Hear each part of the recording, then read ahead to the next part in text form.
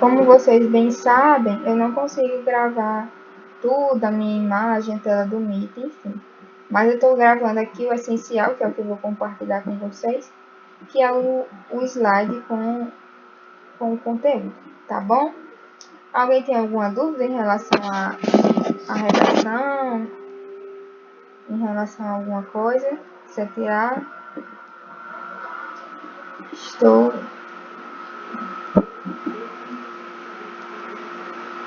dando essa oportunidade. Pronto, vocês estão vendo a tela que eu estou compartilhando com vocês?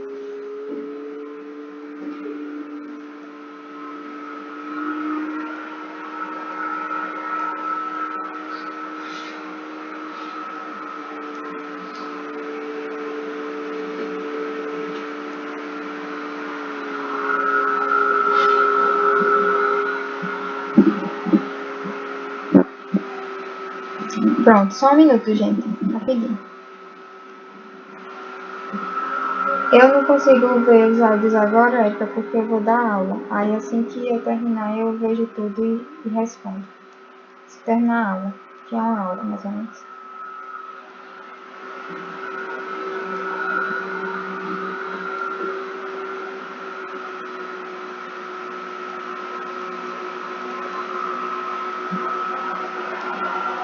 Pronto, é isso. Como tem esse prazo de 3 semanas para eu passar a próxima redação, então eu vou usar desse prazo para poder corrigir, tá bom? Tem mais de 80 redações para eu corrigir. É muita coisa, porque eu faço várias observações, pontuo onde vocês erraram, faço tudo. Vocês vão, à medida que vocês forem recebendo, vocês vão ver como é feito esse feedback. Aí, para não fazer de qualquer forma, eu prefiro que eu demore mais e vocês tenham uma boa correção do que eu mandar de qualquer jeito e vocês não entenderem ali onde errou, onde deixou de errar. Tá certo? Então, vai ser nesse prazo de 3 semanas. Pode ser que eu envie antes, porque eu vou corrigir todos os dias. Mas também pode ser que eu envie depois. Depois não. No limite dessas 3 semanas. Ok? Pronto, como vocês disseram que estão vendo a tela que eu compartilhei, vamos começar a aula. Semana passada, vimos a questão das 5 competências, que são as competências gramaticais, a competência em relação à gramática, a competência em relação à estrutura, a competência em relação à argumentação, a competência em relação à coesão e, por fim, a competência que é em relação à proposta de intervenção. Essas sim tem aula gravada, se vocês puderem assistir novamente para ir reforçando, para ir aprendendo, para saber como é que vocês colocam ela, como é que vocês fazem uso disso de maneira bem feita dentro do texto de vocês. Vocês veem a aula novamente e conseguem ter esse feedback. Para hoje,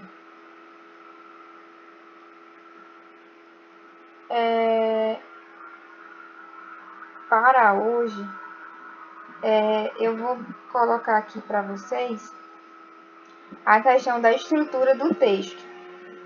Eu achei muito lindinho esse slide, estou muito feliz porque eu consegui achar esse modelo para esse tema que eu estou trazendo para vocês, que eu achei que combinou super. Deixa eu ver se eu consigo diminuir o zoom para vocês verem. Olha que bonitinho, gente. Parece um negócio de escrever redação mesmo, achei muito lindo.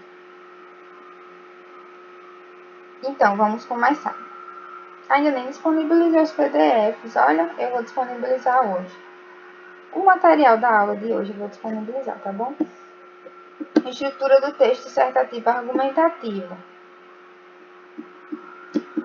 O que é dissertar? Dissertar é falar sobre algo. Ou seja, para o Enem, que é o principal foco de vocês e do cursinho aqui, vocês precisam... Estou gravando sim, Juliana, a aula, tá? Não é diretamente do Meet, mas eu estou gravando. Tá bem? usando outra ferramenta. Pois bem, vamos lá. Dissertar é falar sobre algo. Dentro do que o Enem exige, né? Vocês precisam fazer um texto dissertativo argumentativo. E o que é que vocês precisam colocar nesse texto dissertativo? Em relação à dissertação dele, vocês precisam falar sobre o tema que o Enem vai exigir.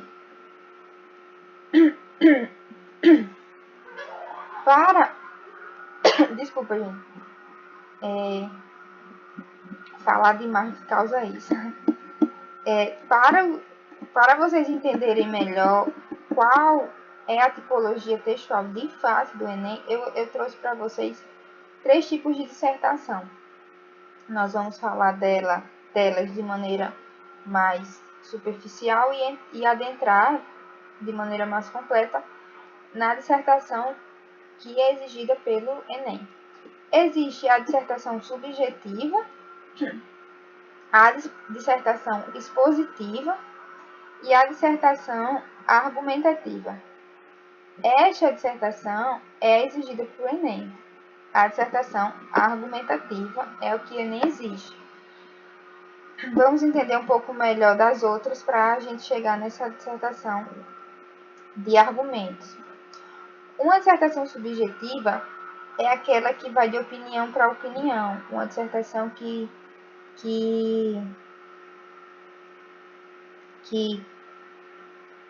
o texto, né, vai trabalhar ali mais o que cada um pensa. É escrito geralmente em primeira pessoa, né, vai de indivíduo para indivíduo, de sujeito para sujeito. Nesse momento, nesse tipo de dissertação, o autor ele pode explicitar os sentimentos dele, né, que são as suas emoções. Um exemplo de uma dissertação subjetiva é um poema. Ok? Então, se vocês escreverem o texto de vocês lá no Enem como um poema, colocando a opinião de vocês, usando a primeira pessoa, vai estar errado, tá? Vocês vão estar fugindo da estrutura que o Enem pede. Ok? Tudo bem até aí? Marcas da subjetividade, a primeira pessoa. Uma coisa que você não pode fazer no texto dissertativo argumentativo, que é o que é exigido pelo Enem, é usar a primeira pessoa. É importante lembrarmos de que subjetividade é marca pessoal, fonte reveladora de sentimentos e emoções frente a um determinado assunto. O uso da primeira pessoa e de uma linguagem conotativa são características relevantes, acentuando um envolvimento maior do emissor em relação à tese e hora defendida. Nesse caso, os argumentos nem sempre são pautados com base na racionalidade. Ok, gente? Então, assim, quando um autor de uma dissertação expositiva, como, por exemplo, um poema, que foi o que eu citei aqui, coloca seus argumentos para defender o que ele está querendo colocar ali, ele geralmente vai partir de uma sentimentalidade, fugindo aqui do que é racional, do que é concreto, tá bem? É o que ele acha, o ponto de vista dele sobre determinado assunto, e ele não vai usar nada concreto, né? Geralmente, para provar aquilo que ele está querendo dizer. A dissertação expositiva é aquela que você fala sobre o assunto, mas você não dá opinião sobre este assunto. Não traz dado, não traz citação nem argumento. Geralmente, a gente pode encontrar esse tipo de dissertação numa notícia de jornal.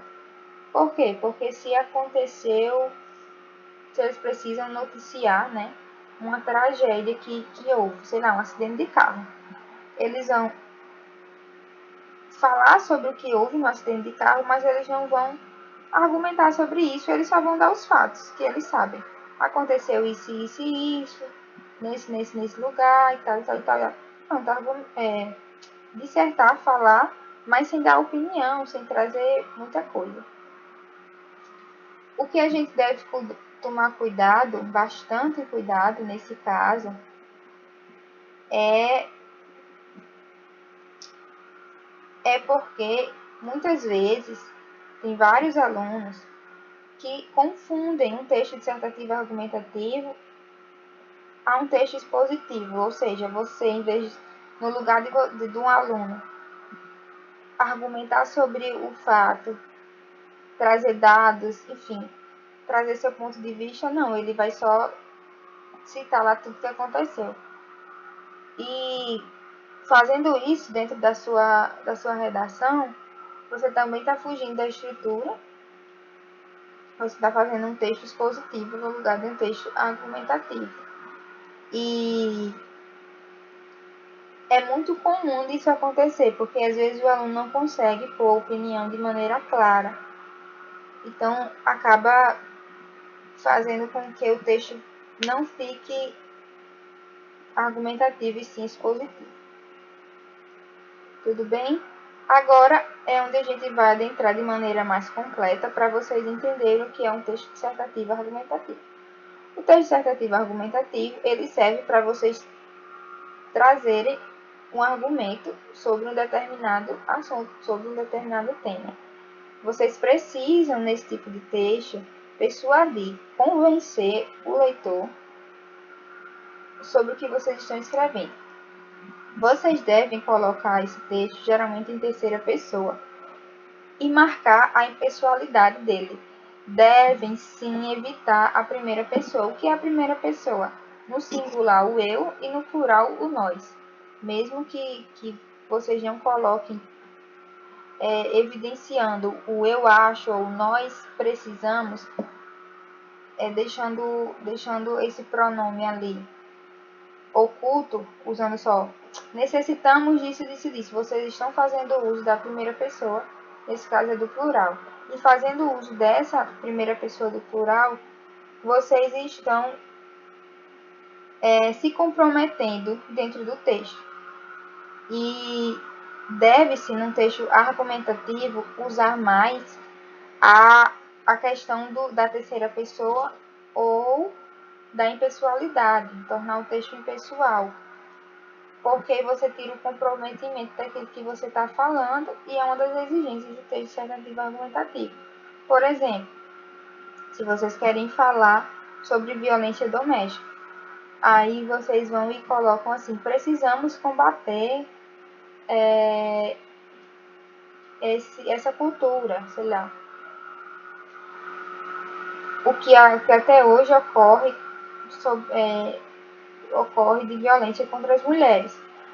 No lugar de precisamos, é interessante vocês colocarem algo como é preciso que se combata, ou precisa-se, porque aí vocês tiram o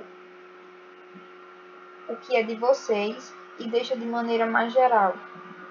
Isso vai fazer com que o leitor se sinta também dentro do texto, se sinta como parte daquilo que você está falando. Então, dentro do texto dissertativo argumentativo, que é o tipo de texto exigido pelo Enem, evitem a primeira pessoa, usem geralmente a terceira pessoa, tá certo? Porque ali o que vai estar falando não é você propriamente dizendo, mas sim o eu lírico, né? Quando você usa a terceira pessoa, você tira esse comprometimento pessoal e deixa mais abrangente. Tudo bem até aí? Alguém tem alguma dúvida? Tendo dúvida, gente, é só colocar no chat que eu respondo. Acredito que se vocês ligarem o microfone para falar, eu não vou conseguir ouvir, porque acontece que toda vez que eu começo a gravar a aula, quando algum aluno vai falar, eu não consigo ouvir. Então é melhor que vocês digitem as dúvidas de vocês, caso tenham.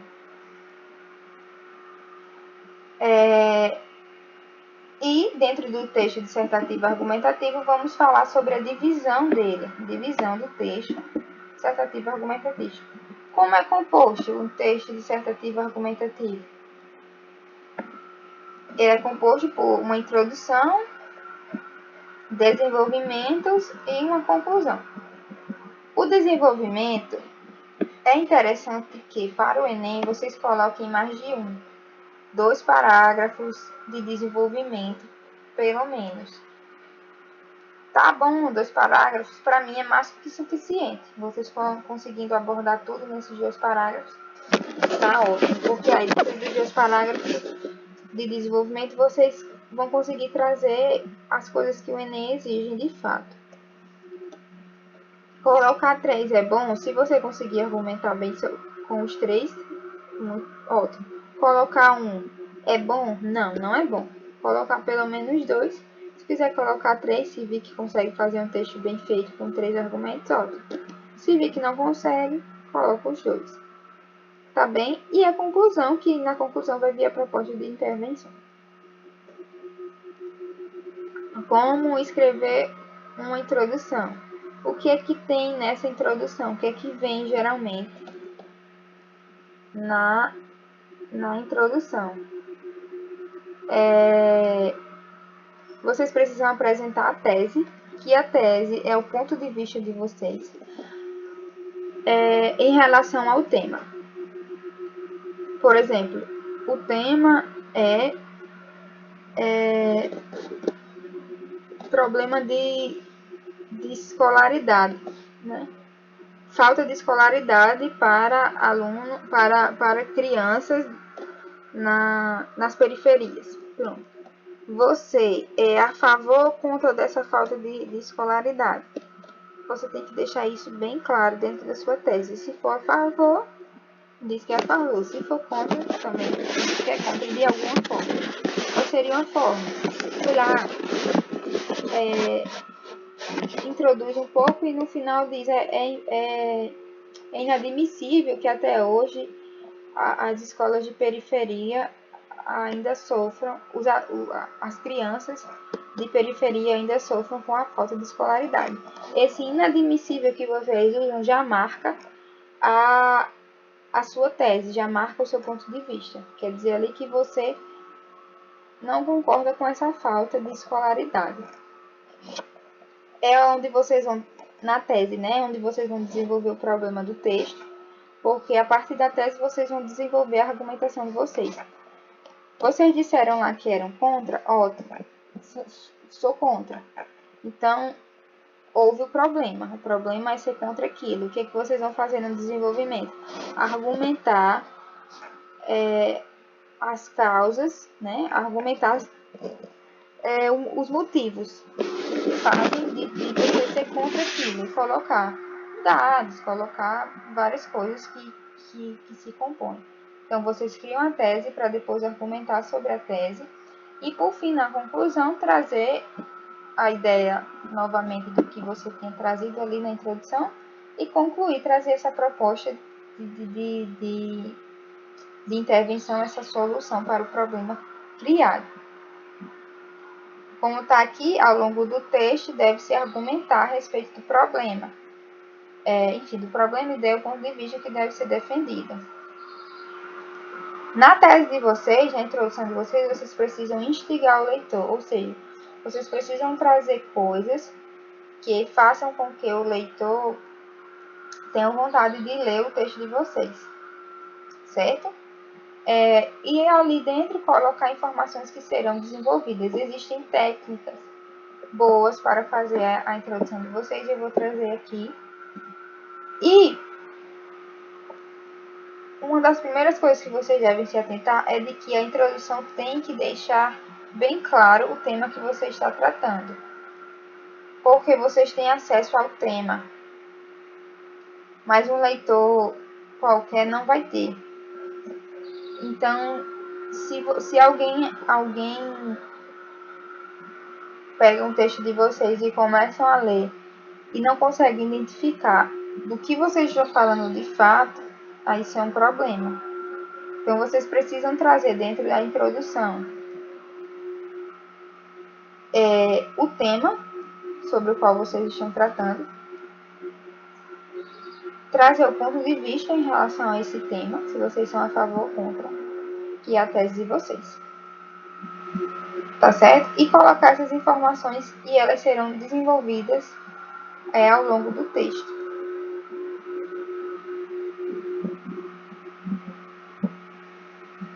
Vamos lá. Maneiras de construir sua introdução.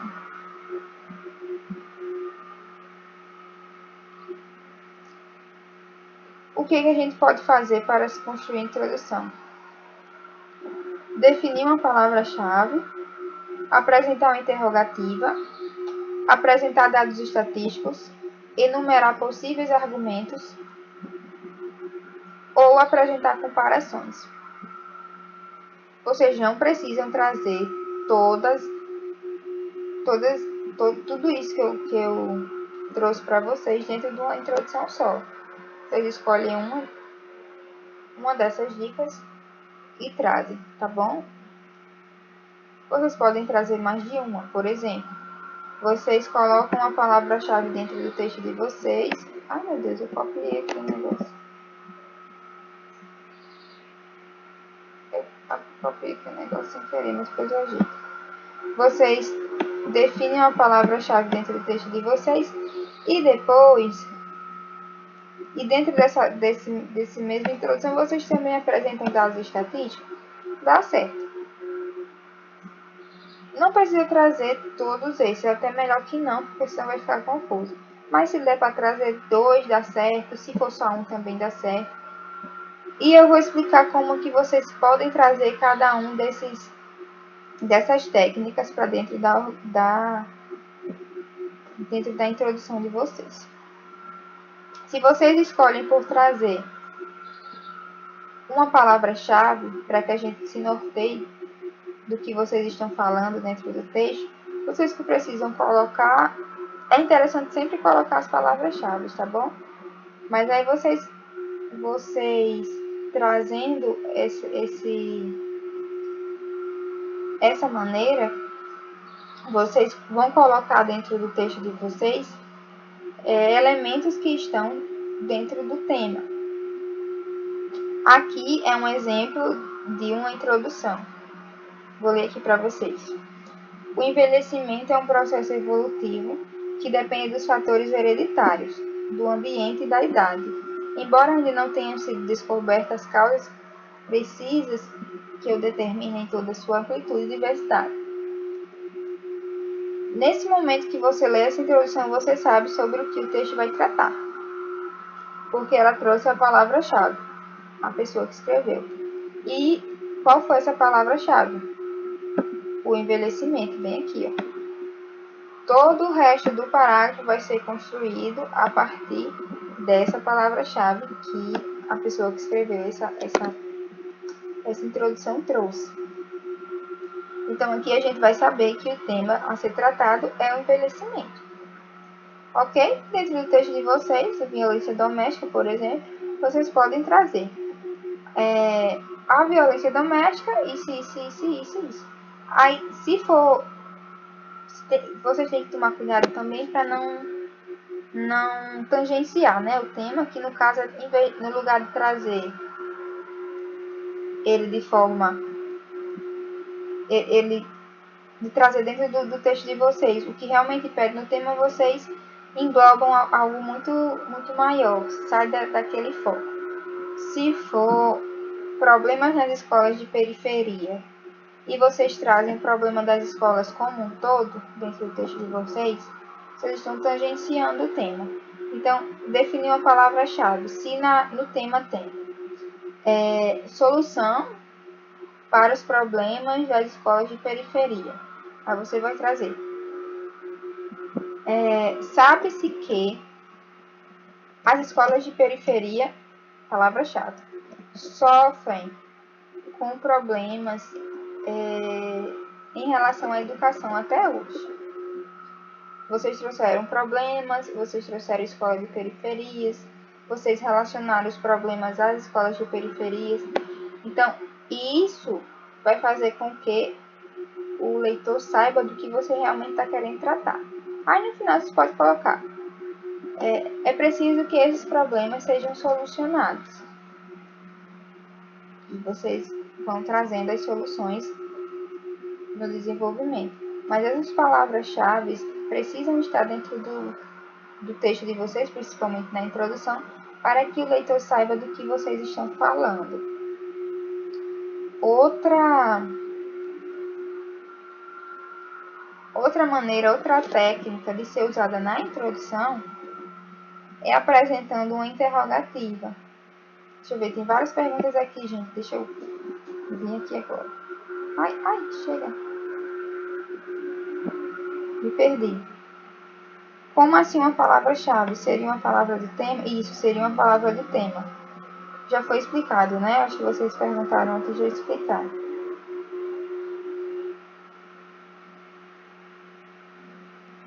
Não precisa ser no início, não. Isso aqui é um recurso que vocês vão usar para explicar melhor. Porque, assim, se vocês vão defender uma tese de vocês, a tese precisa estar na introdução. Então, o que é a tese? É o ponto de vista, se você é a favor ou contra o tema. Se você precisa colocar dentro da introdução o seu ponto de vista, o que você deseja defender, você também precisa colocar dentro da introdução o tema que você está tratando. Então, geralmente é interessante colocar essas palavras que compõem o tema, que são conhecidas como palavras-chave, dentro da introdução, para nortear ali quem está lendo. Tudo bem, Stephanie, sem problema. Dariana, deu para entender? E Natália? Foi Natália que... Natália e Sabrina, vocês conseguiram entender o que seria a palavra-chave? Pronto. Vamos agora para outra técnica que pode ser usada na introdução. Como eu falei, vocês não precisam trazer todas essas técnicas dentro da introdução de vocês. Escolhe uma ou duas e já tá bom. Aqui mais um exemplo de um texto, né? De uma introdução, utilizando-se da técnica interrogativa. Vamos ao texto. Desde o início das civilizações, a vertente filosófica tenta encontrar termos e definições para a questão que continua a intrigar e se moldar constantemente. Qual o real sentido da sociedade? Quais fatores levam as pessoas a agirem e interagirem de diferentes maneiras em seus meios? A pessoa que escreveu trouxe dois questionamentos que provavelmente vão ser desenvolvidos durante o texto, ao longo do texto, que possivelmente vai ser no desenvolvimento. Tá bom? Aqui ele trouxe a questão da sociedade.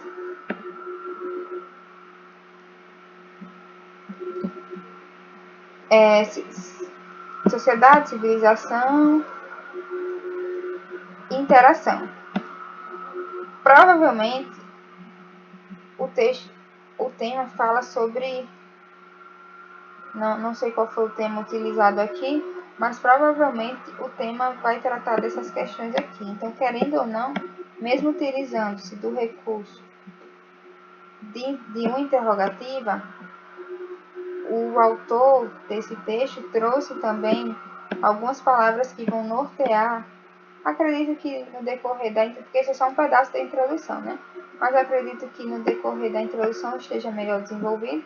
Mas ele trouxe ainda assim palavras que vão nortear o leitor para esse tema, certo? Se tem pergunta, tem.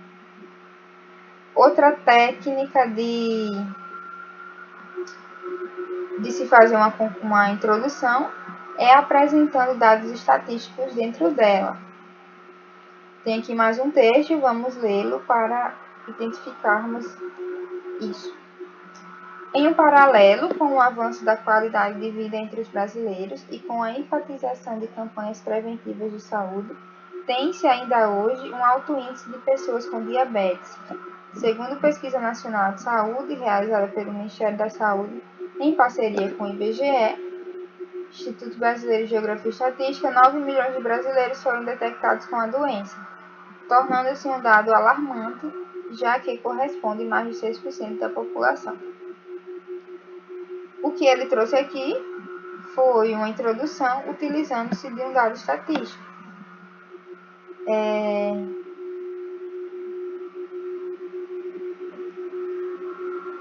Quando ele traz diabetes, índice alto de pessoas com diabetes,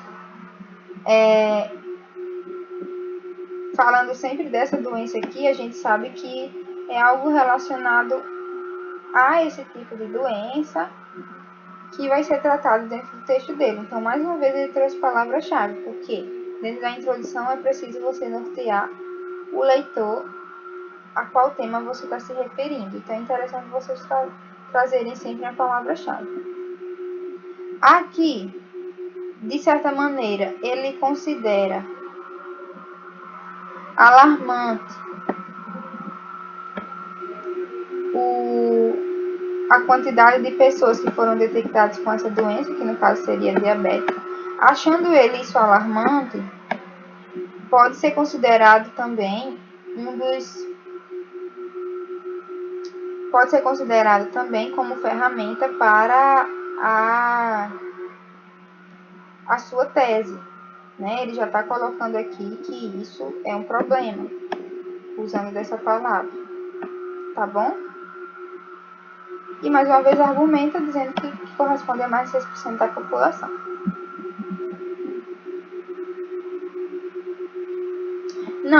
Não tem tipo específico de introdução que vale mais nota, até porque a introdução ela não é analisada de forma individual durante em relação às competências, porque o que vai ser contado é a estrutura do texto.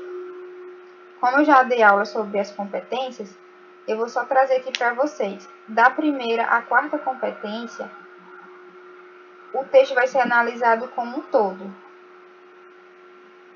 Ortografia como um todo, problema de sintaxe como um todo, na primeira competência. A segunda competência, abordagem completa do tema é como um todo, estrutura e repertório também é o texto como um todo. A abordagem completa do tema tem que vir na introdução. Então, vocês precisam falar sobre o tema que foi proposto. Então, tem que trazer algo do tema para a gente saber do que vocês estão falando em si. Na terceira competência, que é em relação a argumentação de vocês e a organização do texto de vocês, é analisado também o texto como um todo. E na quarta competência, que é em relação à coesão e aos mecanismos linguísticos, é analisado também o texto como um todo. Vocês precisam apenas, dentro da introdução, abordar o tema de maneira completa e trazer a tese de vocês. Fazendo isso, já soma ponto para a questão da competência 2, por exemplo, certo? Não fazendo, diminui ponto.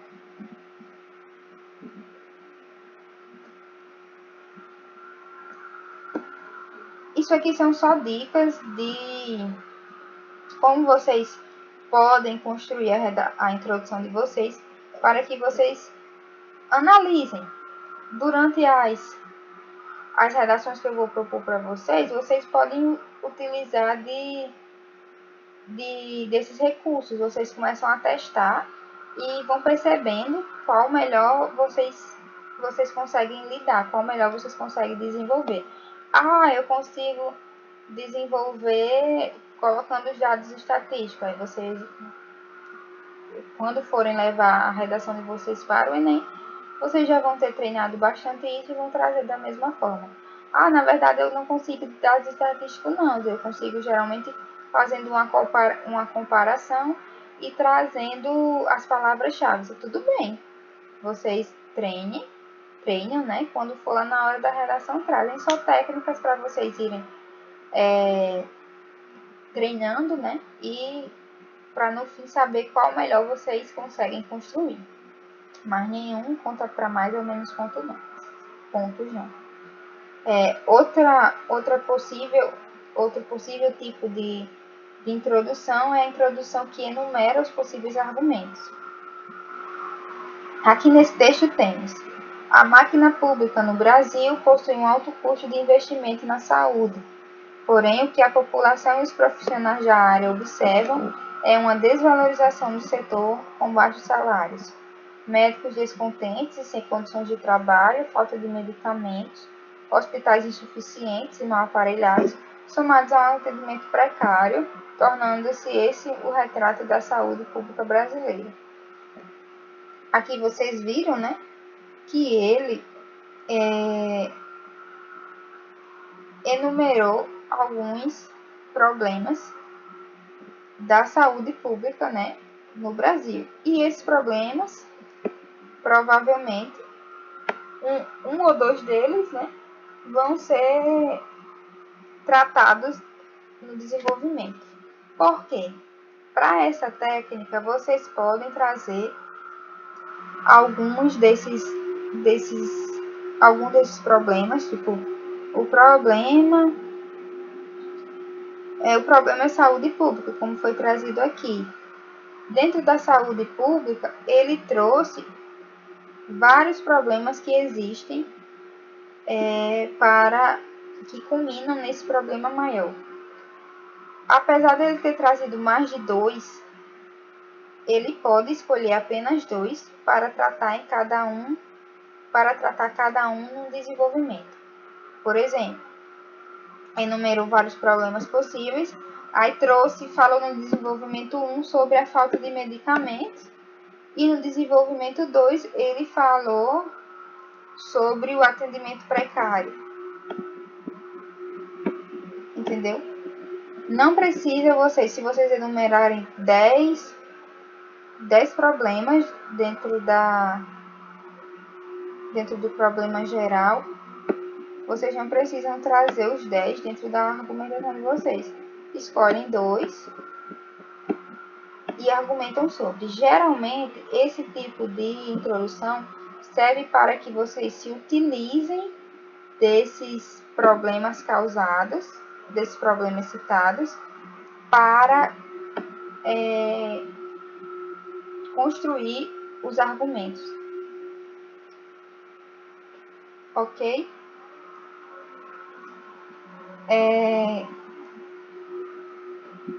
E aqui, ó, a gente está sabendo porque ele trouxe, que era sobre a saúde pública, que o tema é relacionado a isso.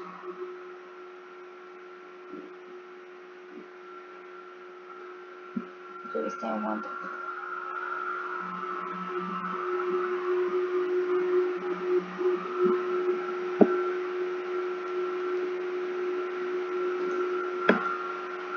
Isso, Ana, é dentro do Enem, né? Em si, não é exigido o tema. O tema não, o título. Vocês não precisam colocar. E se colocarem, acredito eu que não soma ponto, não soma a soma, porque querendo ou não, tá definido. Desculpa, foi um raciocínio meu aqui, esqueço. Mas realmente vocês não são obrigados a colocar o título, não, para as exigências do Enem, né? Se tiver vocês forem fazer outro tipo de prova, né, um concurso, sei lá, e eles exigirem o título, eles devem provavelmente colocar no edital. Aí vocês colocam. Mais um tipo, e acredito que o último dentro da introdução, é trazer comparações dentro da sua introdução, para assim você construir. Vamos ao exemplo. A mortalidade infantil é um tema de grande importância para qualquer país que queira chegar a um real desenvolvimento da sua população. Aqui nós podemos enxergar as palavras-chave. Mortalidade infantil. Ok? O tema está relacionado a isso, obviamente. Noções com baixos índices possuem estatisticamente um IDH elevado, segundo o relatório divulgado pela ONU. Países desenvolvidos como o Japão, gente, não estou lendo direito isso aqui não. Noções com baixos índices possuem estatisticamente um IDH elevado, segundo o relatório divulgado pela ONU. Países desenvolvidos como Japão e Itália possuem índice de mortalidade infantil inferior a 2%. Na América Latina, há regiões que atingem 6,4%, como Piauí, Sul do Pará e Maranhão.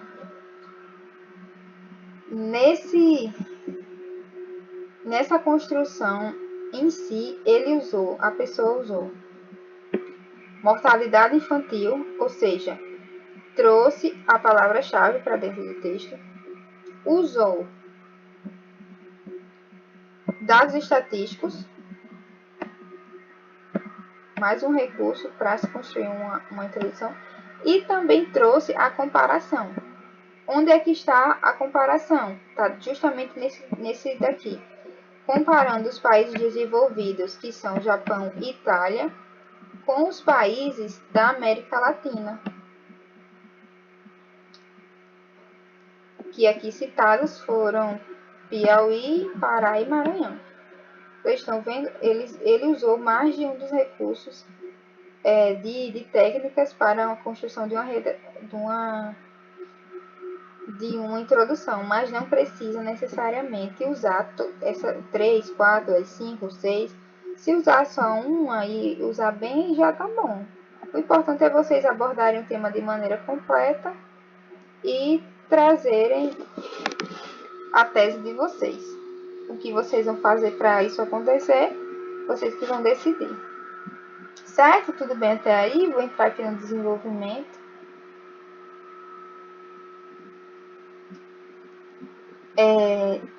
Antes de entrar no desenvolvimento, tem aqui alguns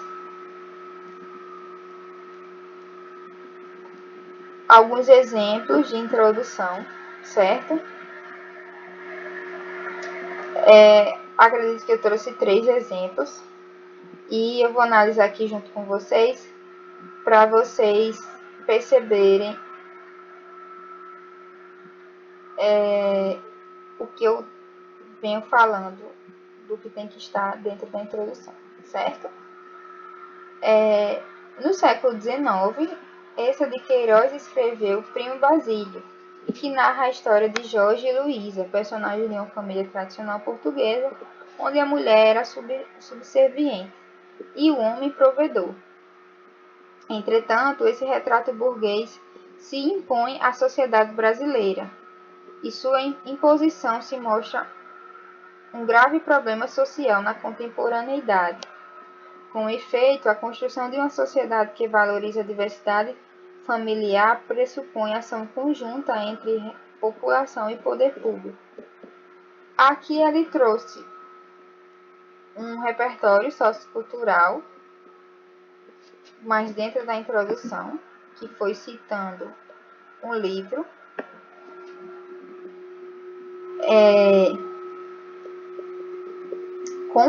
trouxe a comparação da família tradicional burguesa com a família, com o conceito de família tradicional burguesa, com o conceito de família tradicional brasileira. Sim. Trazendo aqui também o fato de que esse conceito de família tradicional portuguesa passou a ser também conceito da sociedade brasileira, de uma família tradicional brasileira. Geralmente não. Esse conceito é inspirado em Portugal, né, da família tradicional europeia. Isso foi o que ele trouxe.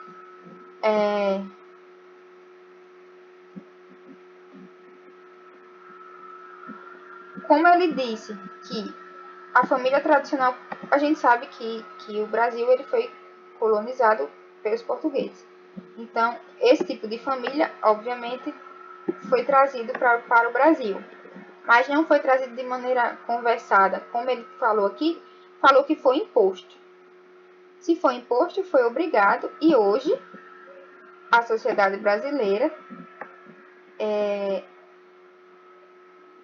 se utiliza desse tipo de família. Só que ele trouxe que essa imposição é um problema na contemporaneidade, trazendo que isso tudo que aconteceu é um problema hoje, um grave problema social. Ele está colocando aqui a sua tese, porque para ele isso não é legal, isso é um problema, certo? Outra coisa que ele conseguiu trazer foi a abordagem completa do tema, porque o que é que está se tratando aqui de fato? Sobre o conceito de família na sociedade brasileira, certo? E no final ele concluiu a tese dele, né, a abordagem do tema dele, com efeito a construção de uma sociedade que valoriza a diversidade familiar, ou seja, a sociedade brasileira hoje valoriza a diversidade familiar. Não, ele quis dizer o quê?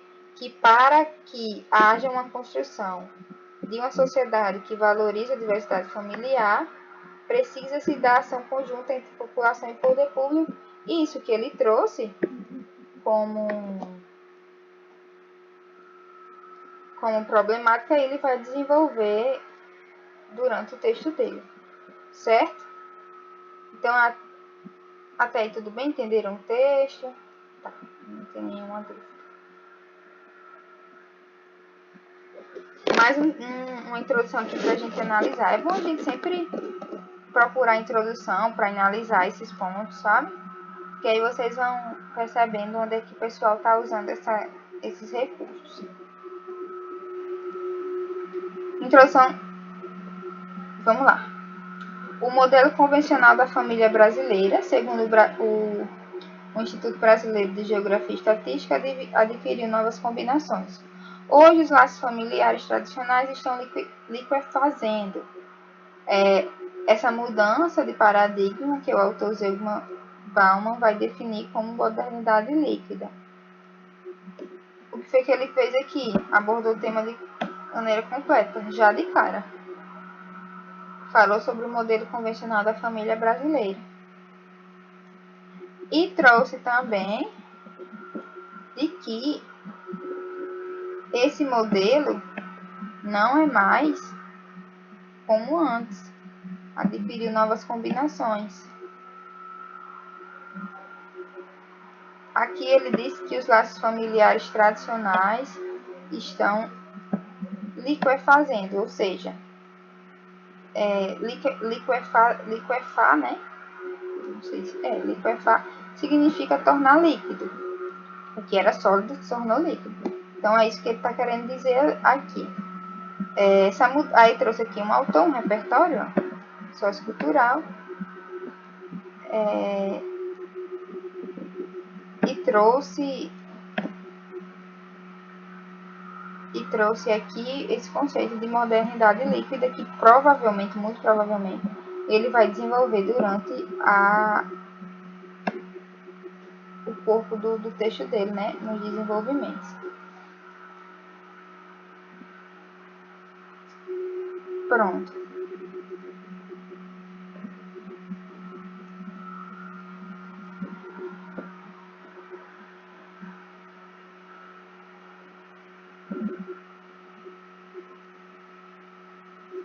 Se o tema é sobre o modelo convencional da família brasileira e ele está dizendo aqui que ela está se liquefazendo, ele está dizendo que esse modelo aqui está deixando de existir. Então, nesse momento, ele trouxe a tese dele.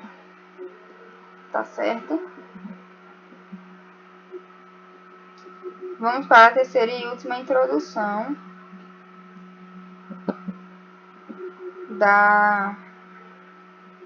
dos nossos exemplos aqui. Tanto a primeira quanto a segunda introdução foram sobre a questão da construção do conceito de família, né, para o Brasil.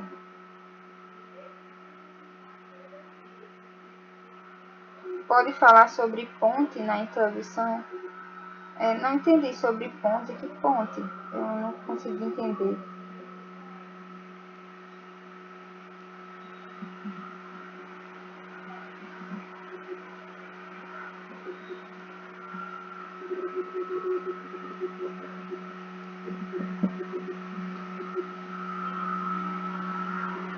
Sim, entendi. Você pediu para eu falar sobre isso, né? Eu pensei que era uma pergunta se vocês podiam. Entendi agora.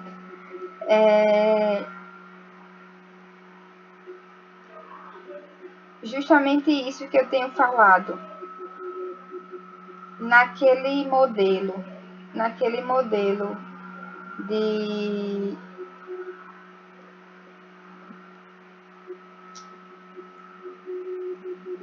Gente, deixa eu lembrar aqui que eu tenho uma memória péssima. Naquele modelo que trouxe os possíveis argumentos. Esses possíveis argumentos podem ser pontes para para o que vocês vão desenvolver durante o resto do texto de vocês. Da mesma forma aqui, quando o autor usou uma citação, isso aqui pode ser ponte, ou seja, pode servir de argumento durante o texto de vocês. Isso aqui ele trouxe na tese. Aqui também, o autor também trouxe na tese. É isso, Ruth, que você queria que eu falasse? Ou quer que eu fale mais aprofundadamente?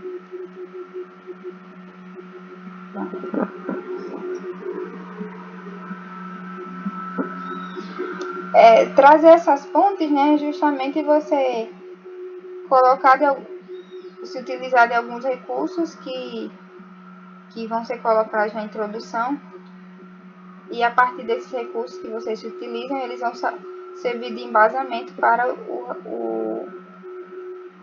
para a continuidade do seu texto.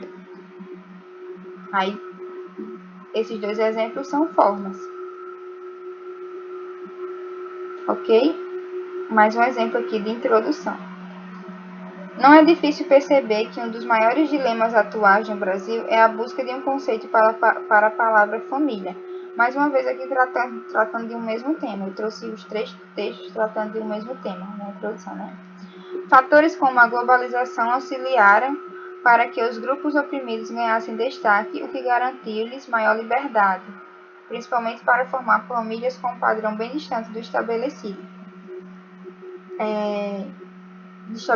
pelos grupos conservadores. Nesse contexto, é necessário expor a relação entre membros familiares contemporâneos, a fim de avaliar se esse novo padrão realmente representa um benefício para a sociedade.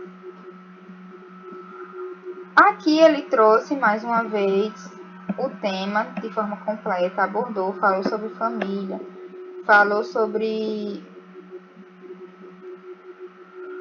o conceito aqui de família e tal, então ele abordou o tema, o conceito de família aqui e tal. E abordou o tema, que é a família, o padrão de uma família já imposto, e o que hoje, na contemporaneidade, pode-se considerar um conceito de família. Porém, aqui, diferente dos outros textos que foram a favor de um novo conceito de família, ele trouxe aqui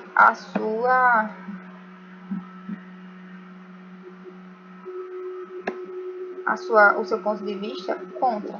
E onde foi que eu pude observar que ele é contra a isso? Quando ele disse que precisa se avaliar se esse novo padrão representa um benefício para a sociedade. Provavelmente aqui ele vai argumentar contra a esse novo conceito de família da contemporaneidade, certo?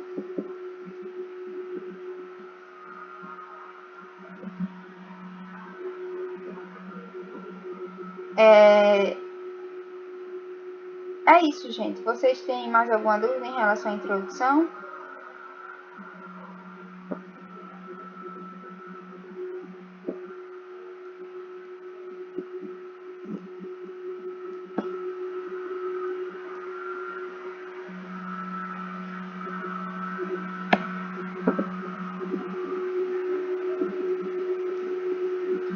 Pronto. Nesse momento, eu deveria entrar aqui no desenvolvimento.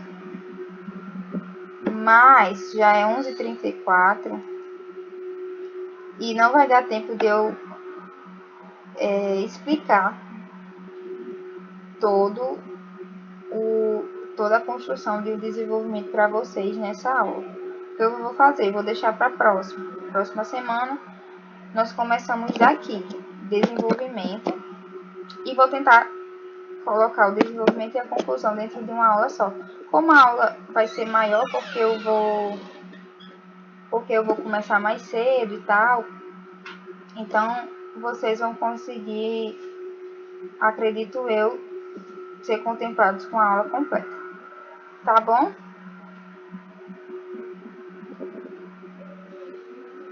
Vou colocar o slide no